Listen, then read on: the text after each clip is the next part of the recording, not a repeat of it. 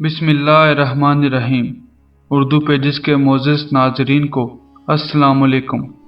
नाज़रीन, एक तालिब इल्म किसी मुल्क के एक मदरसा में इल्म हासिल कर रहा था।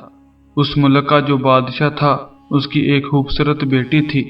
वो शहजादी काफ़ी खूबसूरत, हसीन और जवान थी। जवानी का आलम था और वह नौजवान बादशाह की बेटी पर फिदा हो गया। अब उस नौजवान की इतनी हैसियत न थी कि बादशाह से उसकी बेटी का रिश्ता मांग सके। वो नौजवान काफ़ी परेशान रहने लगा। साथियों से मशवरा किया कि क्या किया जाए। साथियों ने तनकीद का निशाना बनाते हुए कहा, तुम्हारा दिमाग तो खराब नहीं? बादशाह को अगर पता चला तो वो तुम्हें जिंदा नहीं छोड़ेगा। अब वो नौजवान बहुत ज़्यादा परेशान हुआ। कुछ समझ में नहीं आ रहा था कि क्या करे। बिलाहर दिल के हाथों मजबूर होकर उसने फैसला कर लिया कि इस तरह परेशान रहने से बेहतर है कि बादशाह सलामत की खिदमत में दरखास्त करूं। फिर किस्मत अपनी है, मरना नसीब हो या बादशाह की बेटी नसीब हो। नौजवान बादशाह के दरबार में हाजिर हुआ तो बादशाह ने आने की वजह पूछी। नौजवान ने घबराहट के आलम में अपना किस्सा सुना दिया कि मैं आपकी बेटी को पसंद करता हूँ। अब आप मेरे ऊपर एहसान फरमा कर अपनी बेटी की शादी मुझसे कर दें। बादशाह को तो पहले काफ़ी गुस्सा आया कि इस नौजवान की हैसियत देखो और मेरी बेटी के लिए रिश्ता मांगना देखो। बादशाह ने सोचना शुरू कर दिया कि इस नौजवान को क्या जवाब दिया जाए ताकि ये रिश्ता मांगने से खुद इनकार कर दे।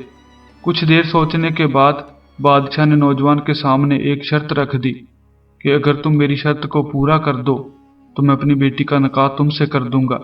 शर्त यह रखी गई कि अगर तुम 2 बोरियां जिंदा बिच्छू से भर लाओ तो मैं अपनी बेटी की शादी तुमसे कर दूंगा। बादशाह ने ये शर्त इस वजह से रखी थी कि इतने ज्यादा बिच्छू ये नौजवान कहाँ से लाएगा।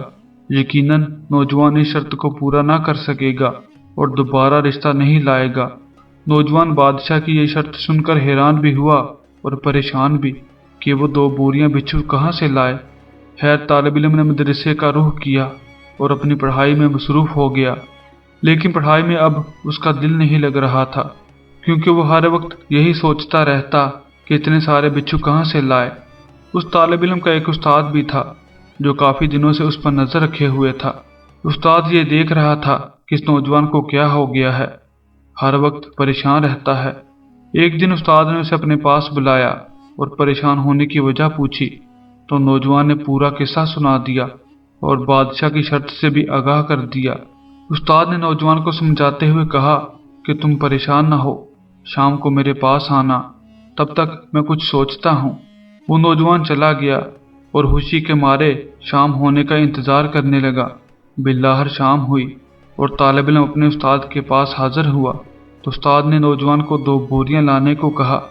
जब नौजवान ने बोरियां उस्ताद के सामने पेश की तो उस्ताद उसे एक कब्रिस्तान ले गया और एक कब्र की तरफ इशारा करते हुए कहने लगा कि फलां कब्र पर जाओ और कब्र की सारी मिट्टी निकाल लो और आखिर में जब ईंटें रह जाएं तो शुरू की एक ईंट निकाल कर बोरी का मुंह सुराख पर रख देना और जब बोरी भर जाए तो उस बोरी का मुंह किसी रस्सी से बांध लेना और फिर दूसरी बोरी आगे कर देना। उसके भर जाने पर भी बोरी का मुंह बंद कर लेना और फिर उस कब्र को अच्छी तरह वापस बंद कर देना और बोरियां बादशाह के पास ले जाना। नौजवान तालिब इल्म ने उस्ताद के कहने पर इसी तरह किया जिस तरह उस्ताद ने बताया था और बिच्छू से भरी हुई बोरियां बादशाह के दरबार में पेश कर दी। बादशाह इतने सारे बिच्छू देखकर बड़ा हैरान हुआ और अपने वादे के मुताबिक अपनी बेटी का निकाह उस नौजवान से कर दिया। कुछ दिन गुजरे तो एक दिन बादशाह ने उस नौजवान से बिच्छू जमा करने का राज पूछा कि तुमने इतने सारे बिच्छू कैसे जमा कर लिए। नौजवान ने कहा कि मेरा एक उस्ताद है, उसने मुझे कब्रिस्तान में एक कब्र का पता बताया था और मैंने कब्र खोद कर उस्ताद के बताए हुए तरीके के मुताबिक बिच्छू से बोरियां भर ली और आपकी खिदमत में हाजिर कर दी। बादशाह ने उस्ताद को हाजिर करने का हुक्म दे दिया। अगले दिन उस्ताद बादशाह की खिदमत में हाजिर हुआ। बादशाह ने उस्ताद से कहा कि तुम्हें कैसे मालूम था कि फलां कब्र में इतने सारे बिच्छू मौजूद हैं। उस्ताद ने बताया कि यह फलां आदमी की कब्र है जो कि एक गुनाहगार इंसान था जिसने अपनी सारी जिंदगी गुनाहों में गुजार दी और कब्र में बिच्छुओं का होना कब्र के अजाबों में से है। اس لیے میں نے اس قبر سے بچھو جمع کرنے کو کہا اور قبر کا پتہ بتا دیا۔ میرے محترم عزیز دوستو، یہ زندگی ایک امتحان ہے، اور جو اس امتحان میں کامیاب رہا اسے جنت کی خوشخبری ہے، اور جو اس دنیا کے عیش و عشرت میں پڑ گیا اس کے لیے سخت عذاب ہے۔